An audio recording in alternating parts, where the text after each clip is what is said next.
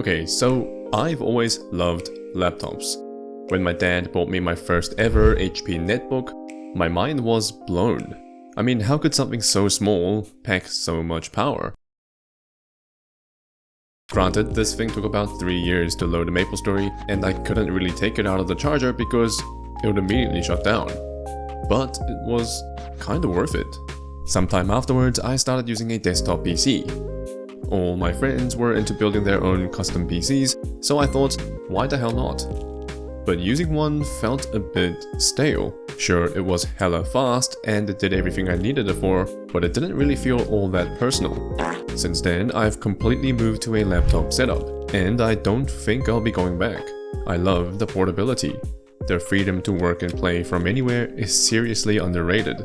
To be able to take my work and take inspiration from so many different environments.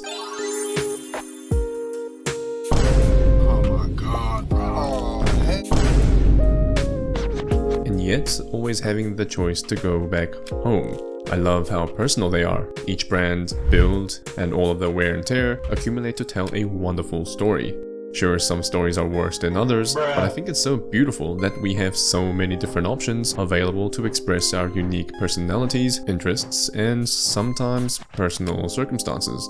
Now look, I don't know who you are, or where you are in life, but the fact that you chose to daily a laptop already makes you a pretty cool person.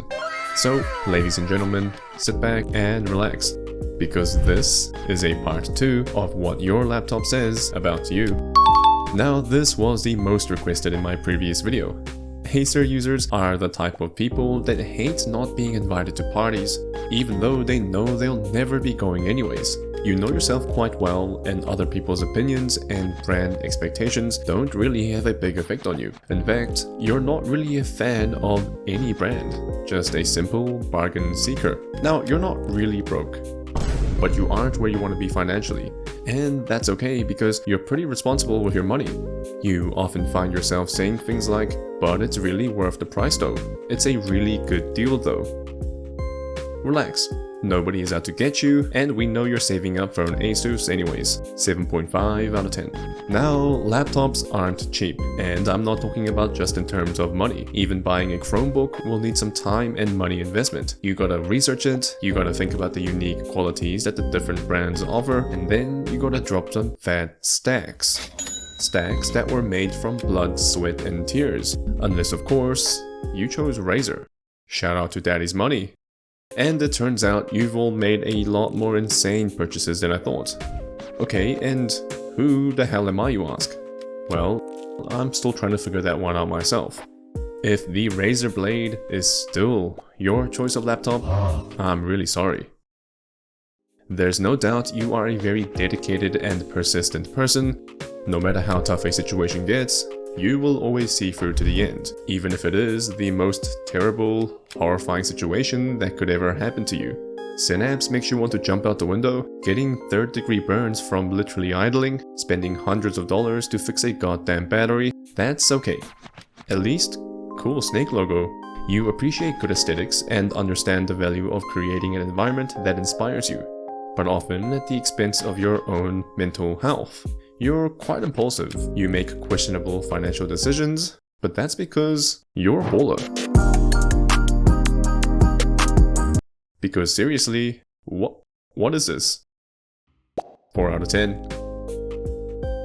If you prefer an MSI laptop, you are a natural problem solver, because out of all of the gaming laptops out there, you deliberately chose the one with the hardest difficulty, the gaming laptop with the most problems. Now, if you watched my previous video, you're almost identical to Asus users. You're an overall pretty chill dude with no social skills. You have all of the gamer peripherals, the Logitech Superlight, a SteelSeries or Razer keyboard, a SteelSeries headset, and to top it off, the Secret Lab chair. And you have really bad eyesight. The only difference though is that you're actually kinda cracked at games.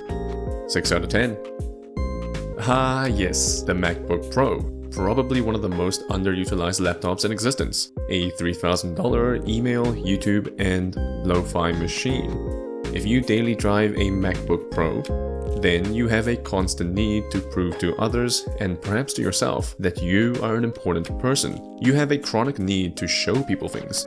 How are you doing? What you're doing? That you're doing more than you actually are.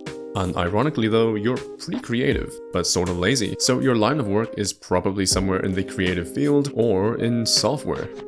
You've always been an overachiever, an accidental perfectionist, and you put yourself to a very, very high standard, often at the expense of your own health and your own personal needs. But cool laptop. 8 out of 10. Okay, if you're using an LG Gram, you are Korean. That's gotta be racist. There's no way. If you own a white gram, then you are a Korean woman. And for the most part, you are a corporate remote worker, most likely working in consultancy or maybe even in teaching. Now, you're not really into tech, and you chose the gram mainly because of how it looks, and don't really care about performance. The gram feels pretty good, it's really light and a pretty good overall choice for most people. But if you're outside of Asia, for the price you pay for it, there are probably better options out there for the same price. Now, if you are neither Korean or a woman, then perhaps maybe it's time to look in the mirror. Your soul is probably longing for soul right now. 6 out of 10. Now, if you own a framework laptop, this guy decides every life decision you make. You think you're laptop Gandhi, but inside you're really just a sweaty little tech nerd, living out the dreams of your younger self that never really had the money to buy cool gadgets in the first place. But unlike your typical sweaty tech nerd, you legitimately have insane technical skills to back up your choices. You have the jankiest setup. Your monitor is some modded Samsung Odyssey G9 with a random tiny Raspberry Pi screen as a secondary. You have a giant Wacom tablet to work as an accurate touchpad, and your main keyboard is a custom 40% ortholinear keyboard with a custom 3D printed case that's been spray painted to look like a giant Game Boy. Oh yeah, did I mention that you also have a 3D printer? 7 out of 10. Now, Samsung laptops are a pretty rare find these days. So if you do daily a Galaxy Book, I can guarantee you have never touched a single Apple product in your life. To you, Apple users are the definition of fickleness, stupidity, and bad taste, locked down by a predatory ecosystem that forces users into their dumb products. When you are in an even bigger ecosystem, everything you own is proudly Samsung, and you are stubborn as hell. It usually takes a lot of facts and a lot of time to convince you of anything. You're very clear on what you like and what you believe in, and you are always quick to defend it. Even if that thing looks strangely similar to that thing you don't like. You are a tech nerd, and you're pretty switched on. You take great care of your health and take active steps towards your goals. You're pretty sociable and keep a small, tight-knit group of friends and family, most of which are Apple users. 6.5 out of 10.